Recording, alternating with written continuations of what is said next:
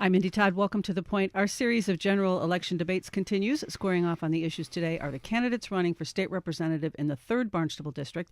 The district includes Bourne precincts 3 through 6, Falmouth precincts 3, 4, 7, 8, and 9, and all of Mashpee. And the candidates are Matt Patrick and David Vieira. Good morning to you both. Morning, Mindy. Before we begin, a reminder of our format: up to a minute to answer questions. We'll rotate as to whom answers first, 30 seconds for rebuttals if needed, and up to 2 minutes for closing comments. Matt Patrick, we begin with you. For listeners who may not be familiar with your background, tell us a little bit about yourself and why you feel you're the best candidate for this job. Thank you, Mindy. It's a pleasure to be here this morning. I think I'm the best candidate for this job because I held it before, and I actually got a lot of things done when I was there. Things like closing corporate tax loopholes, the Sagamore flyover, and funding for the children from the Mass Military Reservation to go to Bourne schools. I also passed significant legislation while I was in the House. I wrote sections of the Green Communities Act that contributed to the fastest growing sector of our economy, the green energy sector, which is now 6,000 new businesses and 100,000 new jobs. I also, even before I was a state legislator, I worked at Self-Reliance, where we wrote sections of the Restructuring Act, 1997, and that created the Cape Light Compact, municipal aggregation, and the section for energy efficiency jobs there. So I'm a job creator. All right, thank you. David Vieira, same question. Thanks, Mindy. Thanks, Matt, for being here today and for your service as our legislator for a decade. I'm Dave Vieira. I'm from T-Ticket. I grew up in this district, went to the Falmouth Public Schools, and as the state representative for the last 3 terms, the thing that has been most important to me is to build relationships and to build bridges. And in a very contentious political year at the national level, we're seeing the breakdown of the ability of folks to work together. One of my favorite books by Chris Matthews is Tip in the Gipper, When Politics Worked. And so my work over the last 3 terms has been about building those relationships and not only delivering the aid to Bourne like Matt did, but I got a statutory change. It's now required by state law that we protect the funding that goes to the Bourne public schools. We also worked across the aisle. If Ted Kennedy was the liberal lioness of the U.S. Senate, Pat Jalen is the liberal lioness of the Massachusetts Senate. And Pat and I together brought and made sure that inmates have mass health before they leave. We make sure that they have the health care they need. And with this opioid crisis, many of them were falling through the safety nets, and we saved over $5 million to the Commonwealth last year. Dave Vieira, we start with you this time. The state has tracked fatalities from opioid overdoses since 2000. The Cape has been harder hit by the opioid crisis than other areas of the state. How has your thinking about the opioid crisis changed and evolved as you've met people on the campaign trail? So, Mindy, it's the number one issue that we're hearing. I'm sure, Matt, the same thing when we're out knocking on doors. This issue was out there back in 2010, but it wasn't as prevalent as it is now from the data that you're referring to. And I think what we need to do and what we're working on is the multi-angled approach to how to address this. Part of it is prevention, to stop folks from getting into the addiction and getting the disease.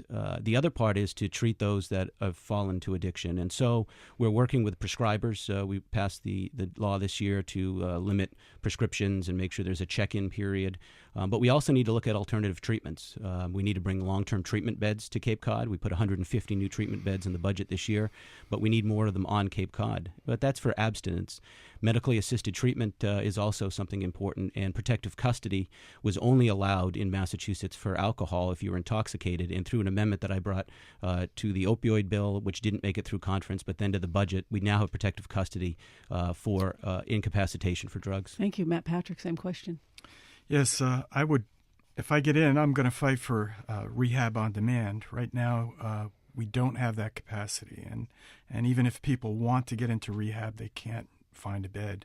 And after they're done with rehab, they need extended transition where they're supervised, so they're not just dropped back into the sidewalk where they came from with their old friends.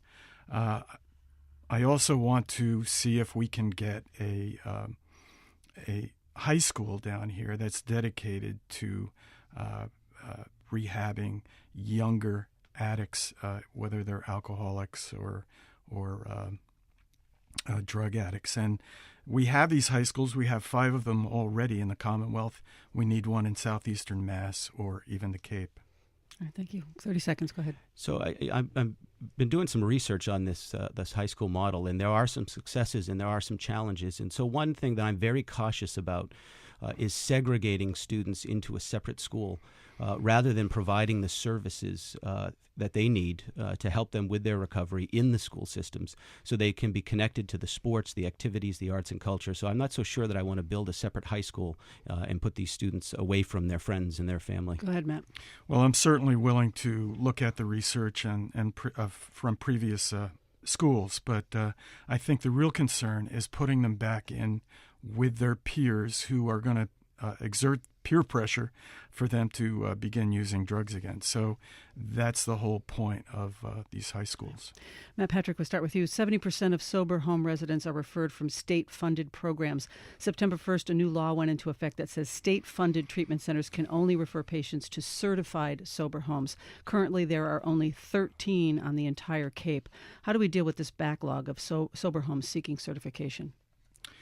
Well, we can make it easier for them to do that. I know there are probably sober homes that aren't going to even try, but I think it's a big step, and I'm happy that it was included in the legislation. And it's a voluntary process. So I think eventually market pressure is going to come to bear, and these sober homes are going to have to get certified. And I think that's a great way to do it. But if there are any kind of hang-ups in the process, we should certainly seek them out and make sure that they're addressed. Vieira. Mindy, I'm so glad you brought this up because I also serve as the Falmouth Town Moderator. And a few years back, we had an article trying to regulate sober homes at the town meeting in Falmouth, but we found that the potential bylaw would have violated federal law, the Olmstead Act. And so this was something that I worked on to try to figure out what we could do. We actually had a statewide commission that looked at sober homes and looked at what we could do and the limitations based on the Supreme Court decision. And so the backlog is not of folks seeking it. It's a lack of folks seeking the certification because there was a pre-certification process in place before, and there was even less that were on the list. I think, as Matt said, the market forces have to bear. So we've said no state funds if you don't do this, and potentially we need to look at our local communities and see whether or not a local tax abatement option is an option for folks to do this, so that we can help make the cost affordable, the affordable housing, to get those rents down for folks that are in transition, and to make sure that they're getting quality services during that transition. Thank you. Dave Vieira, Massachusetts voters will decide whether to legalize adult use of marijuana while also setting up taxation and a regulatory structure for marijuana sales. Do you support the legalization of marijuana in the state? I do not, particularly the way this legislation is written, the referendum question. Here we are. We started off the segment about dealing with opioids and drug addictions, and then now we're talking about should we legalize another substance. And I just think that that's a mixed message. I think there is a place for marijuana in medical use if it's regulated correctly.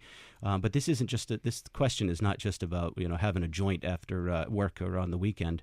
This is really about a multi-billion-dollar industry that's going to come in to the Commonwealth and is going to be selling prepackaged candies and brownies and different things that are what we see in Colorado is really marketed towards children. I mean, why would adult use of marijuana? Why would you market something that looked like a gummy bear? I mean, it's just a joke to think that it's just the adult use of marijuana. So I'm totally against that question. Thank you, Matt Patrick. I am not. I was on the fence for quite a while, but I've reconciled some of these issues that I had. Mainly, my concern was whether it was going to influence younger children to start using marijuana earlier than they would normally. I think they do have access to it already. We know the war on drugs has failed. We're only compelling people to break the law right now, and they can be penalized. Especially, I know it's not a criminal offense, but if kids get this on their record, if they're busted for smoking pot, that can follow them around for quite a while.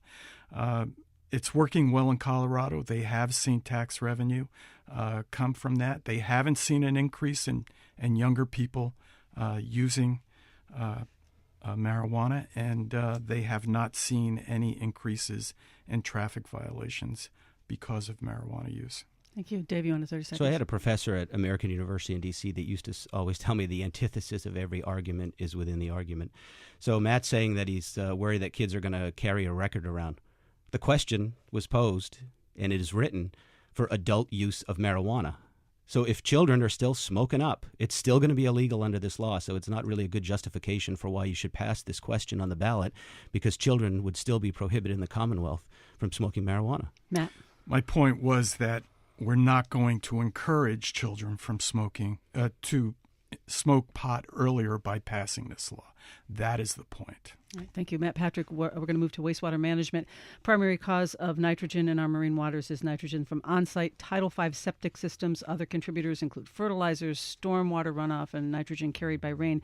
Do you support efforts to address this issue regionally, and any thoughts on how we can pay the billions it's estimated to cost? Wow, yes. First of all, I'm on the Water Management Quality Management Committee for the town of Falmouth, and I've been looking at this issue for literally 30 years, first as the chair of the Citizens for the Protection of Wacoit Bay. But yes, there are ways we can address this without spending literally billions of dollars. And those are using the alternatives which we are experimenting with right now in the town of Falmouth, such as oyster cultivation and permeable reactive barriers and various other types of toilets that separate the waste from the groundwater. We have done a lot. We are, I think, very well ahead of other towns and other areas of the nation. So yes, I think it is possible, and I think we're doing a good job. Dave Vieira. I think adaptive management is key, and this is these projects that Matt is talking about, that as we move forward, that we find what works, we test these different technologies, and we bring them to bear. But particularly with costs, I was able to get through the Chapter 49 of the Acts of 2014, which for the Little Pond Sewer Service area in Falmouth allows betterments to go over 30 years rather than 20, that you can have equal payments over the course of those years, that you have zero interest loan passed on to the consumer, and that you can repay the principal without penalty. And that is so successful in Falmouth that Representative Madden introduced a bill that I co-sponsored with him to move forward and make this an option throughout the Commonwealth. So any town on the Cape or in any coastal waterway that wants to do this can adopt the local option. Matt has been very big with the eco toilets, and we were able to get him a betterment exemption from Chapter 73 of the Acts of 2014. Unfortunately, the technology hasn't been accepted by many users, but it's there. If they want to use it in the sewer service area, they're exempt from the betterment. And finally, Chapter 465 of the Acts of 215, the grinder pumps. We were able to cover the costs of grinder pumps on private property. Thank you, Matt. I would just like to point out that this legislation that David has mentioned originated with the Water Quality Management Committee under our direction, and thank you for passing it. And it's a team effort. It is a team effort, but remember where it came from, and it has made big pipes big pipe sewage more affordable, but it's also a very energy-consuming process, just conventional wastewater management. Okay, go ahead, Dave. And Matt's exactly correct, and that is why Representative Madden and I got earmarks in the state budget to be able to expand the reef projects with the oysters, and also to get some of the water quality monitoring funds for making sure that as we go forward that we have good science behind this. So it's a team effort between the locals. They're generating great ideas, and we're carrying the water on Beacon Hill for them as well. Go ahead. We've also had some innovations from our Barnstable County Health Department under the direction of George Hoyfelder. He's come up with a type of septic extension that really absorbs all the nitrogen, and it's based on the permeable reactive barrier technology. So we've had a lot of innovations that are going to make a big difference and keep this the cost under control. Dave, we're going to still talk about water quality, leaching landfills, the contamination from the Fire Training Academy, the continued cleanup from Joint Base Cape Cod. Instances like these continue to be discovered. More are anticipated in the future. Does the state have a role in helping communities pay for these cleanups that can cost millions of dollars? Absolutely, particularly when the source of the contamination is related to a state operation or activity. And so one of the things that we're looking at here on the Cape was whether or not they should shut down the Fire Training Academy in Barnstable. And I'm opposed to shutting that down. We need to clean up the area. We need to figure out how big the problem is, and then have some state investment along with local and the organizations that are involved out there, because we can't be sending our firefighters and expect that they're going to continue to get good training if we have to send them out to Stowe, Massachusetts all the time, or Springfield.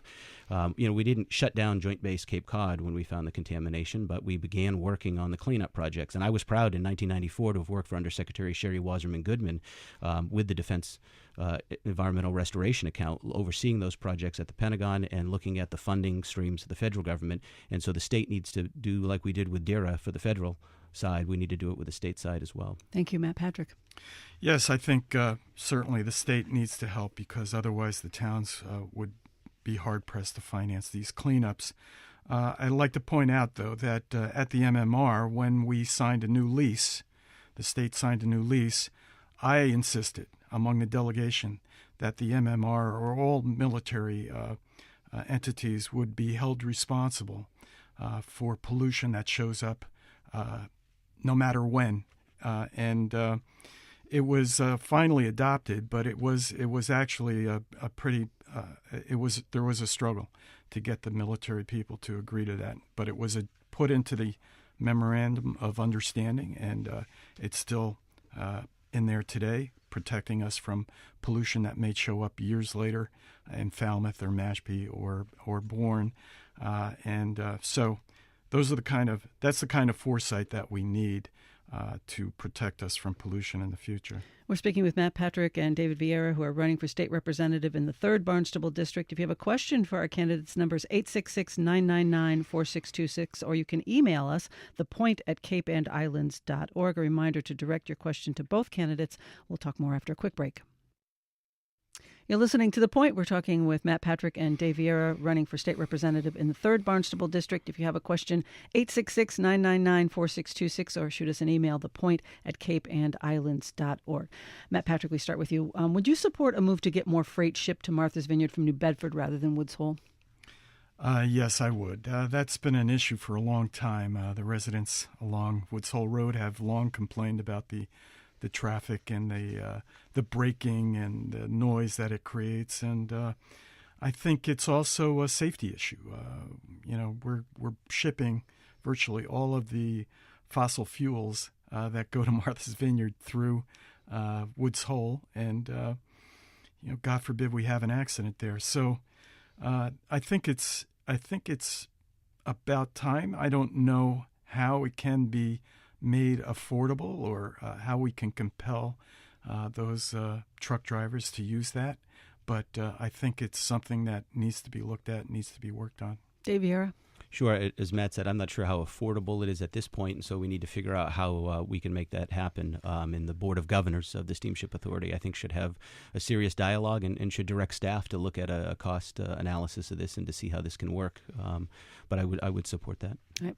Dave Vieira, how would you propose we create more affordable housing, not only for low-income people, but also those young families who are finding it difficult to live here? So this is the never-ending question: affordable housing and workforce housing and transition housing. And so I think one of the things that we just learned recently through the great work of the Falmouth Housing Trust with the renovation of the Oddfellows Hall is that there are some regulations out there that are really prohibiting the rapid development of affordable housing. And for example, one of their funding streams said that the square footage of their proposed apartments was too small and they weren't going to get the funding, and they had to go through this process to get an exemption. It's like they've got a wait list of people that want to live. They've seen the design, they've seen this. Maybe you don't give them the full funding because it's a smaller apartment, but this is ridiculous that you're holding up a project that folks could have been living there over the past year, and we had to go through this. The regulations as far as the density, we need smart growth. We need to make sure that we have areas where we're incentivizing the construction of housing. And in Mashpee, the Commons project, I was proud to help secure the funding for the Commons expansion, Market Street extension, which has affordable housing with commercial use, and so we'll be able to keep some of those market rate prices down and the non-affordable affordable units because of the synergy with the commercial space. Thank you. Matt Patrick. Yeah, I do think there's more we can do to encourage denser development, so-called smart growth, with our 40B laws, and I look forward to trying to do that. But we do have to create these denser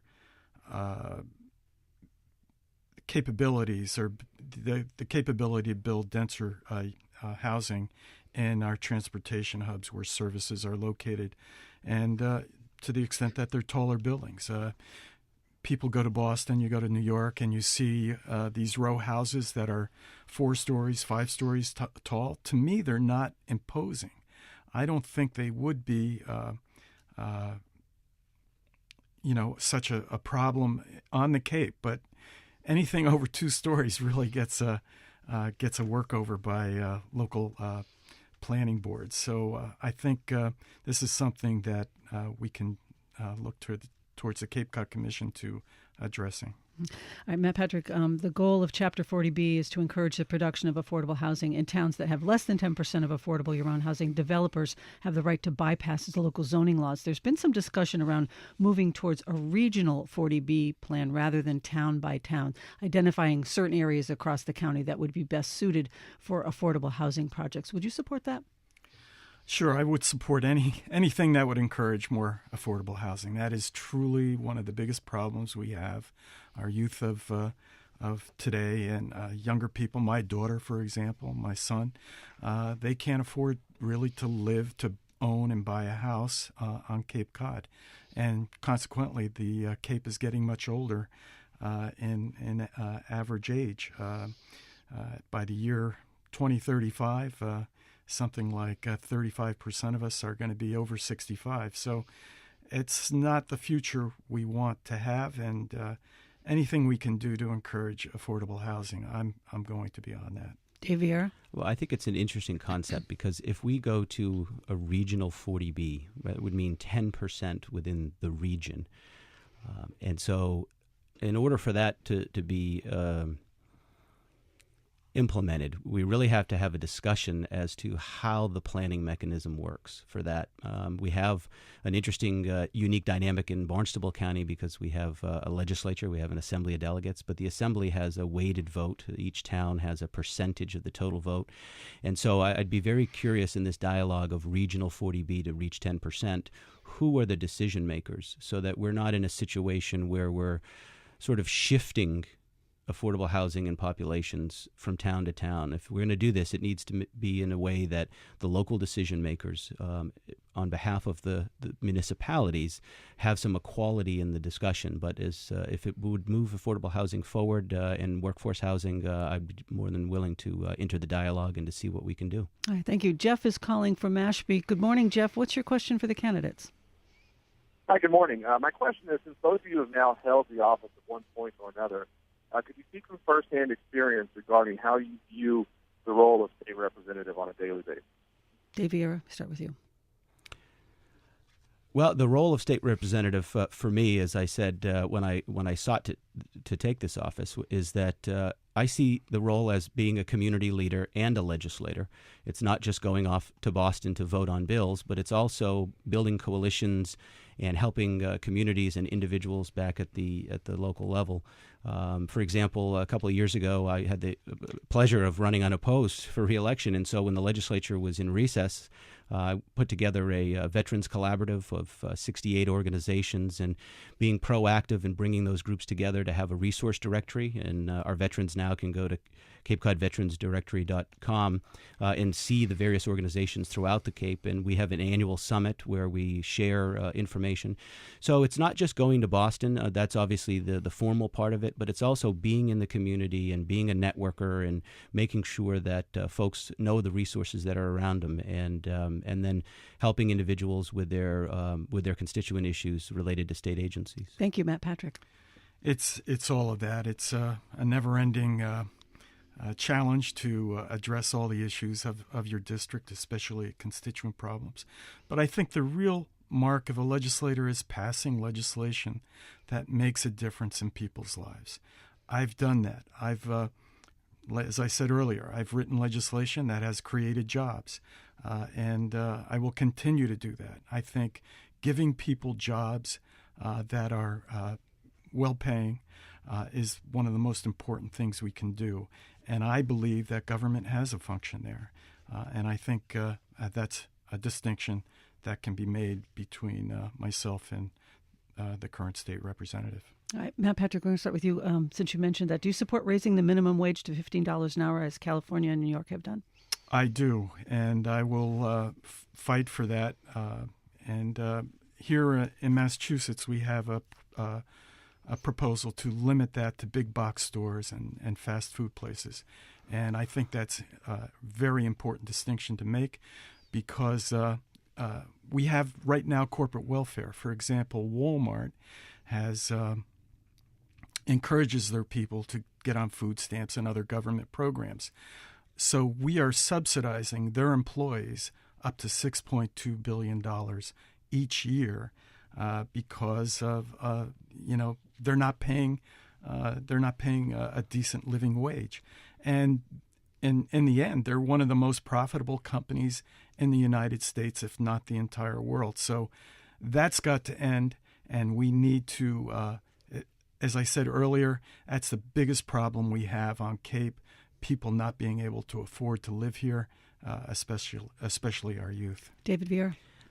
A direct vote to raise the minimum wage to $15 I would be opposed to, particularly most recently going over to Mashpee and talking to the executive director of the Boys and Girls Club, and she's actually looking at a budget deficit because of the last increase in minimum wage in Massachusetts, and she's talking about cutting back on programming and staff. So I think that we have to look at what type of job it is. If we have a dialogue going forward, I was proud to support the increase in the minimum wage, the 3-year phase-in that we have now in Massachusetts. But with that, we built a coalition, and it was a coalition that included Republicans and Democrats to look at how do we balance this with our small business community. Not every business out there is Walmart. So what we did is we froze the rate schedules of the insurance increases for 3 years. So there wouldn't be any increases at the state level. It was a statutory schedule that every year we had a dialogue, but we made a commitment, and we brought folks across the aisle to vote for it in a bipartisan way. We have one more year for the full phase-in. We'll be at $11 next year, and then the dialogue will continue forward as to whether we go above the 11. Matt. I want to reiterate the point that it is for fast food places and also big box stores that the $15 minimum wage would be directed. Now, anytime you increase the minimum wage, you're going to stimulate the economy. And sure, certain nonprofits may be paying below that, but I think they have a duty, an obligation to try to meet that a living wage, as I did when I ran nonprofits and during my career. Did you pay $15 an hour at your nonprofit? Yes, we paid much better than $15. Davey, I will start with you this time. The MCAS test has been replaced by the Park standardized test, which not all educators have been happy about. Now we're working towards a hybrid of the two exams. Your thoughts on standardized testing in general and the impact these tests have on students in special education and vocational programs?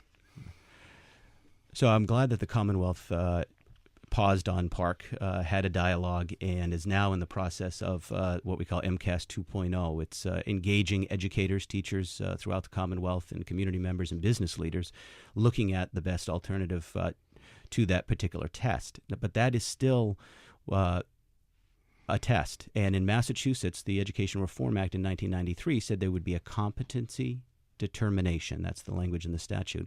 And so Pat Jalen, again, Pat and I have a lot in common with this. If in the Senate, we are working together, and we actually got in the budget funding for a consortium of 9 school districts in Massachusetts, and I offered it to my 3 districts, and the town of Bourne has entered into the consortium to pilot alternative forms of assessment, looking at things besides the standardized test, having the educators with the teachers' unions involved, and looking at the best way to do competency determinations, and then bring that forward as a model for the state. So I'm not saying we should get rid of the standardized test, but I'm very excited to have supported and overrode the governor's veto of the consortium money so that we can look at other options. Thank you. Matt Patrick.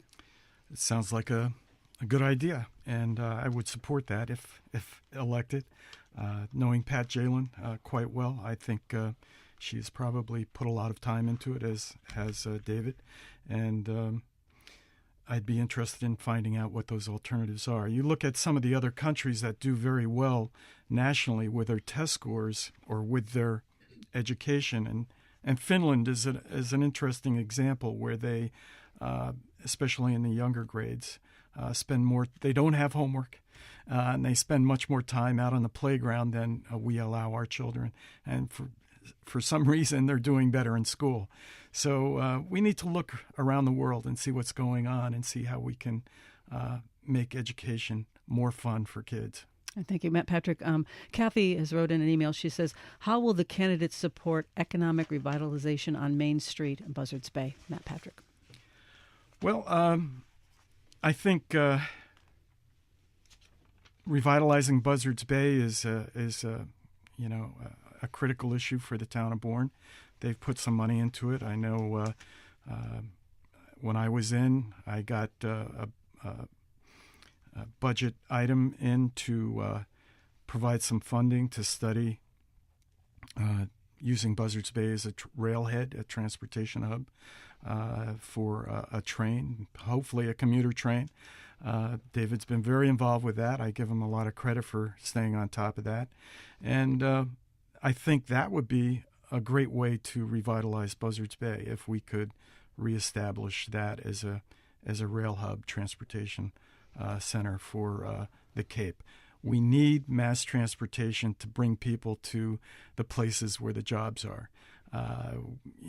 Trying to drive to Boston and dealing with that traffic is a tremendous pollution generator.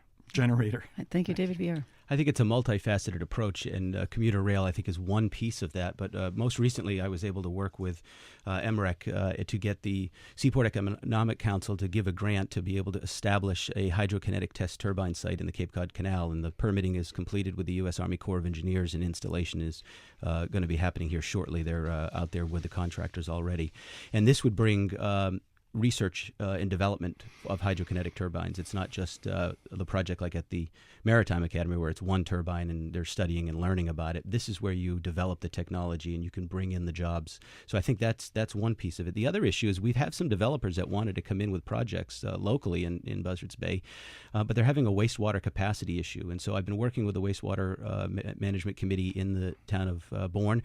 We went over to Wareham and we looked at the capacity of the Wareham plant. And the Wareham plant has more capacity, design capacity already to take the wastewater. The problem is the effluent discharge. And so we're looking at working with Mass DOT on the rail corridor to see if we can actually bring a pipe back and do effluent discharge somewhere in the flushing zones of the Cape Cod Canal. So it's got to be building capacity, building infrastructure, and continuing to work locally. All right. We're talking with Matt Patrick and Dave Vieira, who are running for state representative in the 3rd Barnstable District. We'll talk more after a quick break. You're listening to The Point. We are speaking with Matt Patrick and Dave Vieira, who are running for state representative in the 3rd Barnstable District. If you have a question, 866-999-4626, or an email to us, thepoint@capeandislands.org. Dave Vieira, there's been a push for what's being called the blue economy, or supporting marine-centered industries. What's your plan for economic growth in our region? Sure. It's interesting that you mentioned that because as we speak, the blue economy project, which is funded through the Seaport Economic Council, again, a grant that we supported and was given right here on Cape Cod during the first grant round. They have their listening sessions, and so they were in Woods Hole 2 days ago, and last night I went to the one at the Mass Maritime Academy. And it's really having a dialogue about, we have these things called growth incentive zones.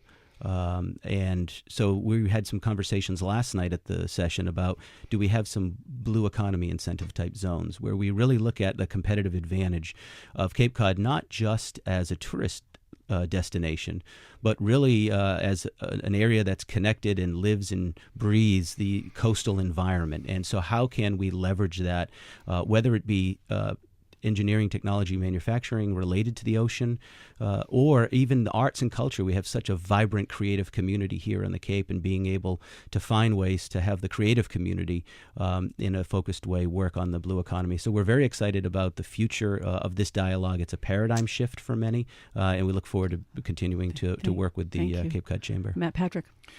There's certainly would support that, but Hui also has Woods Hole Oceanographic and the centers we have here in Woods Hole have a tech transfer department that they're trying to used to bring research to viable projects and fruition in our economy.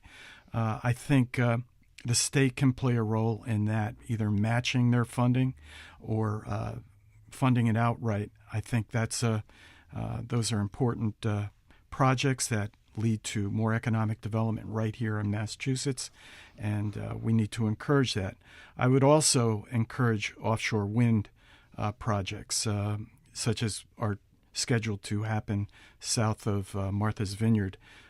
Those are going to include a lot of workers, a lot of economic development centered around those things, and we need to encourage them to use our ports here in Falmouth. Thank you. 30 seconds. Go ahead, Dave. I'd just like to say that if folks are interested in learning more about this Blue Economy project and getting involved, they can go to www.bluecapecod.org, and there's still some listening sessions scheduled on the Cape. Right. Matt Patrick, do you support expanding the bottle bill to include rebates on things like nips, those little alcohol bottles, and non-carbonated beverages like sports drinks and water? I do, Mindy, and I did when I was still a legislator. I supported that bill. I think I either sponsored it or co-sponsored it. I think it does make a difference. I know people will say that we can handle that with our recycling, our curbside recycling, but we do have a litter problem. And anybody that either is a runner or a cyclist will see that, even walkers, I'm sure, I don't want to exclude anybody, but they will notice that there's a lot of litter on the side of the road, and a lot of it are empty containers, especially plastic containers that don't need to be there. So if we put a deposit on them, we can ensure that at least there is an incentive to collect them and take them out of off the streets. Thank you, David Vieira. So I thought this was a no-brainer when I went to Boston, right? Why do you have certain plastic bottles and glass bottles that have a deposit and others that don't? That just seemed crazy. And then I saw the first budget come out of Governor Patrick's office that had a $22 million revenue source, and it was titled Expanded Bottle Bill. And I'm like, wait a second. This is a revenue source? What's this all about? It was about the retained revenue from each one of the bottles that's not recycled.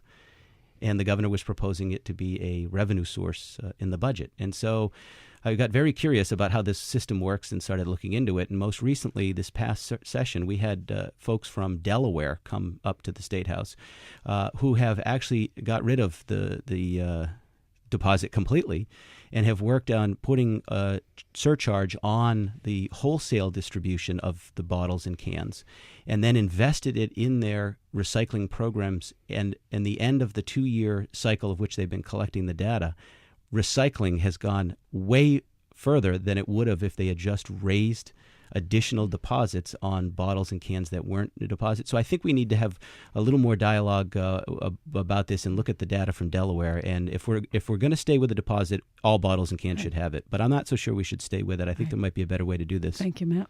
I'd be interested in seeing that research. I'll send it to you, Matt. And working to make sure that that's a viable alternative before we try it. But as a young boy growing up, we had deposits on all glass bottles. In fact, that's all we had, and we had to search them out to find them, to bring them in to get that nickel, and they were hard to find. So if we know that works, and so I would certainly still be pushing that in lieu of other research that shows something better. David Vieira, what's your vision when it comes to how we produce more renewable energy?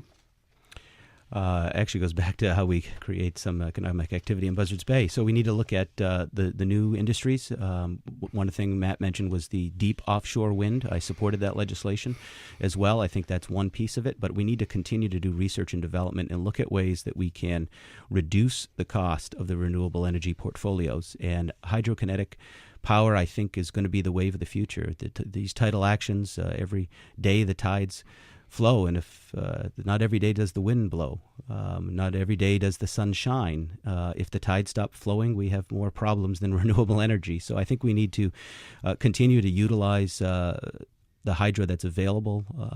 It's out to bid now, and looking at the solar that's available. I supported raising the cap on the solar, which we did. But I think we also must continue to do research and development so that we can find a better way and a more consistent source of renewable energy and utilize, as part of the blue economy, the resources that are all around us. Thank you, Matt Patrick. Well, I think we need to remove that cap or expand it tremendously. There is a cap on renewable energy that we can use, and it's mainly to protect the utilities. I think that given the grid and how much money they have to invest to keep that going and to upgrade it all the time, we can eliminate some of that cost by providing more sources of renewable energy along the grid. And not and would actually save them money in maintenance. There's also smart grid that we can use. It's a lot of technologies that are available now that would enable people to eliminate a lot of their load, and we need to encourage people to put up more photovoltaic systems. That's certainly been a great resource for our local economy. Thank you, Dave. And I think another piece of this, we keep talking about renewable energy and producing more energy, but we also need to continue to have the dialogue and the education, which, Matt, I give you credit for the work you did with Self-Reliance, about reducing our energy use. It's one thing to produce more as we demand more, but to be able to have programs that really encourage and educate of the utilization of less energy to take some of the pressure off the system. And I know Mr. Patrick has dedicated most of his professional career to that issue, and I think he's right on. If we can balance the renewable energy growth with reducing demand or controlling demand, I think it's the way to go as well. Matt? Without a doubt, the most cost-effective thing we can do is eliminate our uses of electricity or minimize it. And that is always going to be more cost-effective than creating energy, no matter whether it's fossil fuels or renewable energy. So that's true, and thank you for the compliment, Dave. Matt, we start with you this time. In June, the legislature's Joint Committee on Revenue recommended that the legislature expand the state's room occupancy excise tax to include vacation home rentals. The idea is that it would generate hundreds of thousands of dollars to local towns. What are your thoughts on taxing vacation home rentals? I'm in favor of this. I was earlier. I've since heard more about it, but I think it does make sense.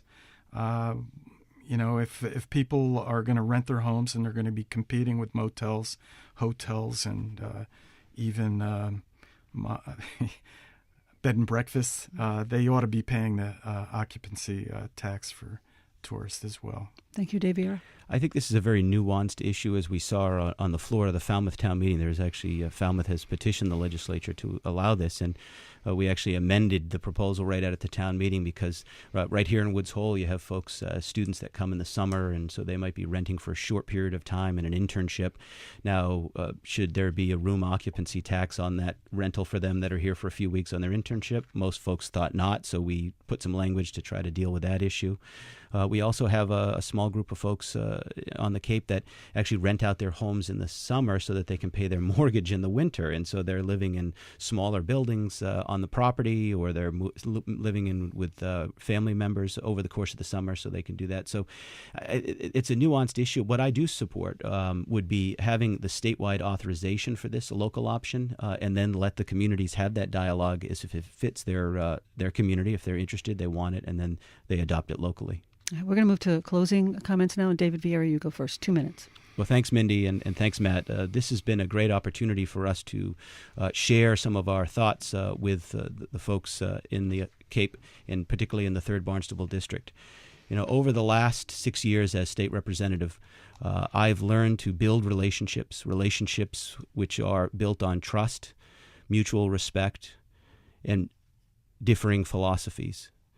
And when we differ, we agree to differ. And when we find common ground, and I made some examples today with Senator Jalen, who is probably as far off on the political spectrum from me as she could be, but together we worked on the things that we agreed on, and that is so important. So important that we have relationships in the public sphere just like we have in the private sphere. I believe that we should be building bridges, not burning bridges. My grandfather was a farmer, and he always taught us the law of the farm. You will reap what you sow. So when you have these relationships, you can get things done. You can get things like not just the money for Bourne, but the law changed. You can get things done like the Seaport Economic Council grants. You can get things done like the inmate health insurance. You can get things done like the Educational Assessment Consortium and the funding. Even when the Republican governor disagreed, we overrode that. We can get things done because of relationships. And so I ask folks to look at my record and see what's important to them. What's important to them is someone that they can trust. And I hope that I've built your trust. I hope that when we break the ground next week on the renovation of the Falmouth Bus Depot, a project that I started 3 years ago, that they will say, you know what? Dave Vieira has the relationships, he has the trust, he has the leadership qualities and the bipartisan momentum to continue the great work on behalf of the residents of the Third Barnstable District. And I can guarantee you will never pick up a newspaper and read about a floor fight that you had at the rostrum in which you had to apologize for the way you acted on the floor of the General Court. Thank you. Matt Patrick. Those of you who know me know I was never a glad-handing, smooth-talking, baby-kissing politician. I was kind of shy growing up, and that holds true today. It's hard for me to speak to a crowd, harder yet to ask for money.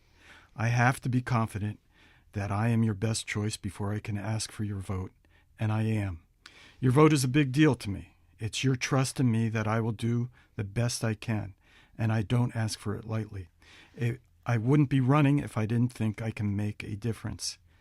In my book, a good legislator is someone who passes laws to improve the lives of citizens. My solar and energy efficiency legislation helped create 6,000 new businesses and 100,000 new jobs and the fastest growing green energy sector of our economy. That's what I can offer. A wealth of experience moving important legislation into law that has improved your life and the lives of your fellow citizens. From closing corporate tax loopholes to solar to the Sagamore flyover, I have made a positive difference.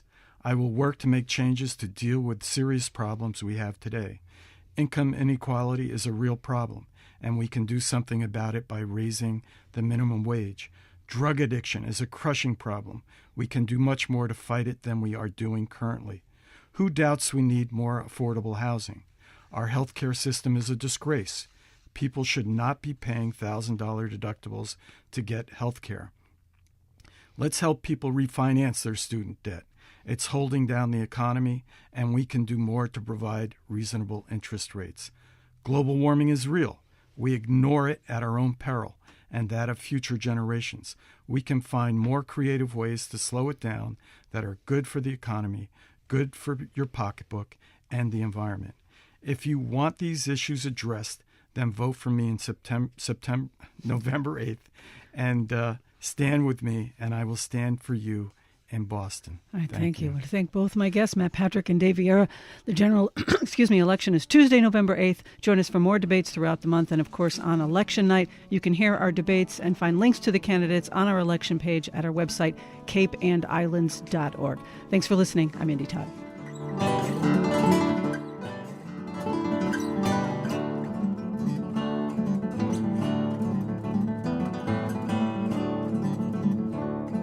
The Point is produced by Amy Vince. The executive producer is Mindy Todd. Production assistance from Jenny Junker. Theme music by Benjamin Verdery and William Coulter.